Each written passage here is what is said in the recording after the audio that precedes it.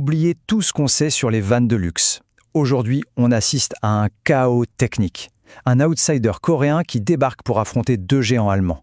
Alors qui va l'emporter? Accrochez-vous bien, on plonge direct dans l'arène. Le dilemme, on le connaît tous. Besoin de place, de beaucoup de place, mais pas question de conduire un bus. Le style contre l'espace, c'est le combat de tous les jours. Et aujourd'hui, on va voir qui le gagne une bonne fois pour toutes. Allez, présentation des combattants. Dans le coin droit, les titans allemands, les rois incontestés. Et dans le coin gauche, le challenger qui vient pour tout casser. Ça va cogner.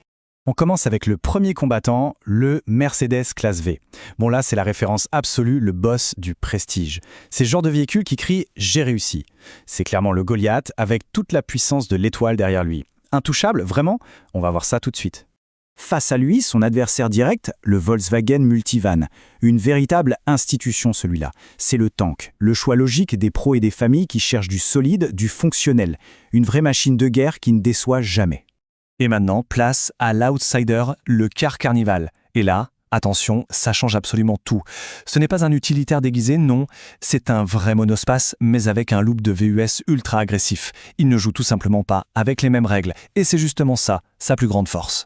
Bon, les présentations sont faites, place au choc. On sort les chiffres, on compare les équipements et on regarde qui frappe le plus fort. Premier round, et pas des moindres, le prix. Et là, c'est le premier uppercut. Il suffit de jeter un œil aux chiffres. On parle de près de 25 000 $ d'écart entre le Kia et le Mercedes. La question, elle est brutale. Est-ce que le logo sur la calandre vaut vraiment le prix d'une petite voiture neuve en plus?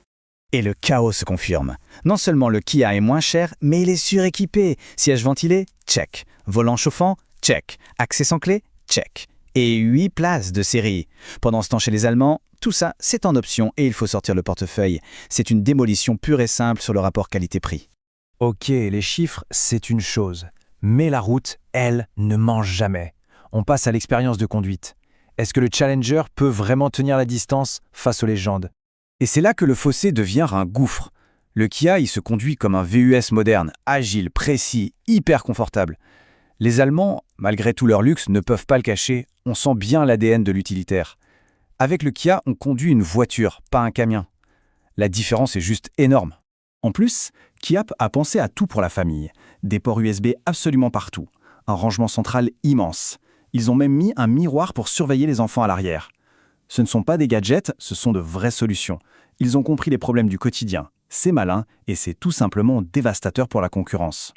Le contraste visuel est saisissant. D'un côté, un design de VUS moderne, dynamique. De l'autre, un intérieur de luxe, oui c'est vrai, mais avec une position de conduite de fourgon. C'est la modernité contre la tradition. Deux mondes, deux philosophies qui s'affrontent. Bon, on a tout analysé. Le prix, les équipements, la conduite. Maintenant, il est temps de rendre le verdict final. Qu'en pensent les experts? Qui est le vrai champion de la catégorie? Le verdict des pros de drive.com.u est sans appel. Et je cite, « Le gagnant, presque sans conteste, est le Kia Carnival. C'est le meilleur du segment. Point final. » Voilà, le match est terminé. Mais alors, pourquoi cette victoire est-elle si écrasante?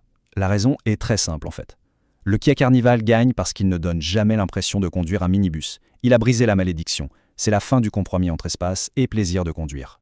Alors, comment l'outsider a-t-il mis KO les géants? C'est simple. 1. Un style de VUS qui déchire. 2. Une conduite de berline, pas de camionnette. 3. Un intérieur pensé pour des gens, pas pour des marchandises. Et 4. Un rapport qualité-prix qui pulvérise absolument toute la concurrence. C'est la recette parfaite du succès. La conclusion, elle est donc très claire. Le Kia Carnival n'a pas seulement gagné le match, non, il a complètement changé les règles du jeu. Il a prouvé que l'intelligence et la valeur peuvent écraser des décennies d'héritage et de prestige. Un nouvel ordre est établi. Tout ça nous laisse avec une question finale. Quand la valeur explose le prestige de cette manière, que paie-t-on vraiment en choisissant la marque la plus chère? C'est une question à méditer. C'était Next Guy Morocco. Restez branchés pour la suite.